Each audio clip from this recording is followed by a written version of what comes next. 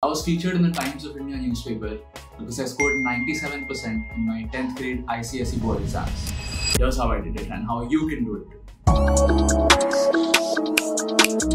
If you're a 15-year-old or a 16-year-old who's going to give their ICSE or CBSE 10th grade board exams now, just know that this is going to be the greatest challenge of your life so far. Okay, it might seem very hard or tough or things like that, but it's only going to get harder going forward. I'm not trying to demotivate you. I'm just saying that this is just the first step of the hurdle. If it's a long 100-meter hurdle race, this is just the first hurdle. Okay, and you've been spending the last 6 to 7 months studying for these 5 or 10 exams, depending on if you're CBSE or ICSE.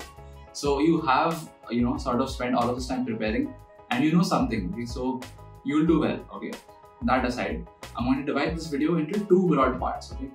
Part A is going to be my work ethic and what I did in 10th grade that got me 97%. And part B is going to be general tips for all subjects. This is going to be specified specifically to ICSE, but if you're CBSE, you can also take away some sort of knowledge from this. So without further ado, let's get started. Starting off with my work ethic and how I prepared for my ICSE exams. So this is probably unlike anything a lot of you have heard of. Okay, and especially for the 10th grade exams level, I studied way too much. Okay. I mean, it was all worth it, but sometimes I wish that maybe if I hadn't worked so hard, blah, blah, okay, those regrets aside. So this is what I did, okay. For a large part of the year, I woke up at 5 AM and studied till around 7. And at 7, I had to go to take bath, blah, blah, because the bus came at 8 every day. So 5 to 7 would be like the time where sort of no distractions, nobody's texting you, nobody will call, blah, blah, blah, things like that. So it is just me and my Echo Dot playing random morning music, and either probably doing maths or reading up like theory wise or something like that. But I used to wake up at 5 for a large part of like the 7-8 months that you get to prepare for the 10th grade exams. Now coming to distractions and stuff, towards the end at around Jan and all, I saw a lot of my friends going off WhatsApp. Like they'd put these statuses saying that, guys, I'm going off WhatsApp, if there's anything urgent, call or whatever. I didn't do that. What I did was I used to check WhatsApp only at 8 PM after dinner. Okay, like after or before dinner, around that time. And which meant that I could see the statuses, which is every 24 hours. And I could also like catch up with what's happening throughout the day and things like that. Sometimes there might be some important thing. So I added my mom to the school ka whatever important news, whatever channel, WhatsApp group. So she would tell me if there's anything important. And I would just check if there's like time pass ka jo bhi kar rahe hain dost log aur. So that is a distraction side. Now coming to the part where you talk about burnout and consistency and motivation and stuff. So at the start, I'll give you some sort of context. Before, I gave my boards in 2019-2020, so 2020 Feb. So we gave only 6 of them. Like 4 of them got sort of cancelled because of COVID. Okay. Now the year before, one of my cousins had given, like very nice cousin, very good friend, and he had gotten 94 or 95. Okay. And then there was this like inside ka thing ki arey you have to beat ye wo. Matlab we are very friendly that way. So I gave him a thing like a gift saying arey all the best, like I'll beat you aisa kuch. And then he's like arey, he also gave me a gift saying arey study hard so that you can come close to me. So something like that. Chalte rehta hai, banter types. So there was that inner thing ki arey I have to beat him. And like there is this bar is set high at like 94, 95, which is quite hard. And so there was always that factor. Then there was a factor of, so at the start, like at around July, August, my dad was like, arey, I want to see your name in the paper. Ki, arey, you got 97% or 98% or whatever. I want to see your name in the paper, topping the boards. And then, I don't know how, but like that actually happened. But that was also sort of luck. But we'll talk about that in another video probably. So yeah, that was my work ethic, getting up at 5. And also, I had this sort of ego, which again was for the beating my cousin thing. And was also that I am better than everyone else. So that is sort of bad, but it helped me in this case. Because when people were doing say chapter 3 or chapter 4 in history, I was time pass reading chapter 7. See what is happening, I'm better than them, I'm ahead. And when the teacher would do chapter 7 in class, I would sort of answer already. Like if she asked what are the 4 causes of World War, I'd be like, arey, XYZ, XYZ. And then that helps because you have a head start, you have that feeling ki, oh, you're greater. And in the long term, if you zoom out and look at ICSE boards, it's all about revision. Okay, 90% of it is memory. Only like maths and some part of chemistry and physics and stuff is just solving numericals and all. But like 80 to 90% of ICSE 10th boards is just memory. So the more number of times that you read something and you make notes and you reread the notes, the better you will understand, the more you will remember. So revision is all about quantity, not quality per se. Now another thing I would do, so chemistry was my weak link in pre-boards, okay, and my mom knew this, and so what she did was she wrote me like this list of 10 equations or something. I used to study chemistry a lot, which is why I got 100 in the final exam. So in my pre-boards I used to get very shitty marks, but final exam I got 100. So if I figure out your weak link, work on that, and maybe get 100. So that's it for the work ethic part. Now let's move on to the general tips for 10th grade ICSE exams. CBSE people can also take away some stuff, but it's mostly directed towards ICSE. Full disclosure, I gave only 6 of my board exams. The 4 exams that I didn't give were bio, geography, physical education, and Hindi, right?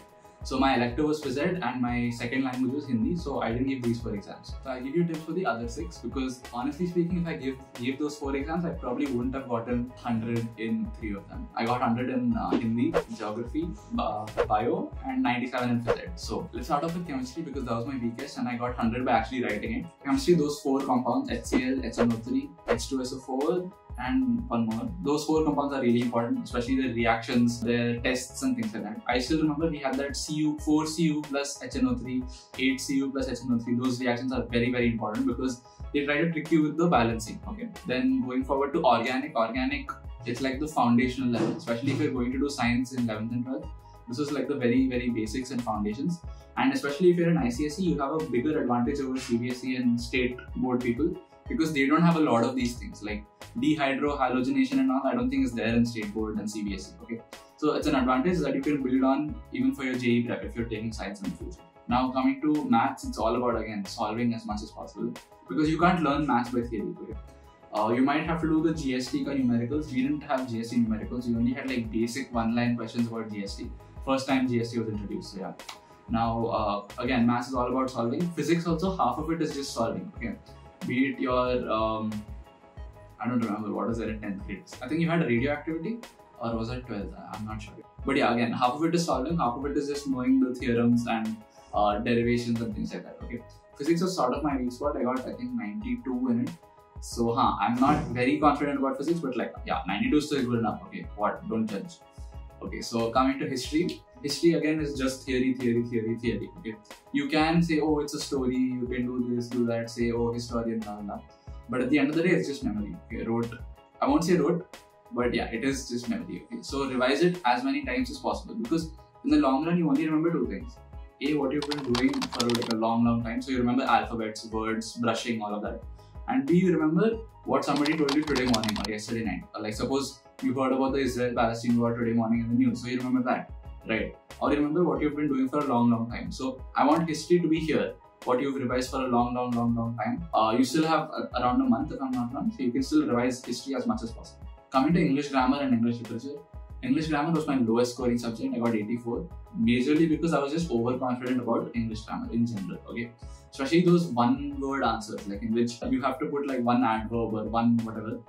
That is very ambiguous, to be fair. Okay, so like what I thought was the answer was not actually the answer, whereas the sentence with my answer would actually make sense, but it was not what they were looking for. Okay, so again, keywords matter a lot even in English grammar. Okay, then coming to your essays and all, I think I did well in the essays. They always, I think, cut 1 or 2 marks in the essay. I don't know anybody who has gotten 100 on 100 in English grammar, so like keep that in mind. Okay, now English literature, I got 98.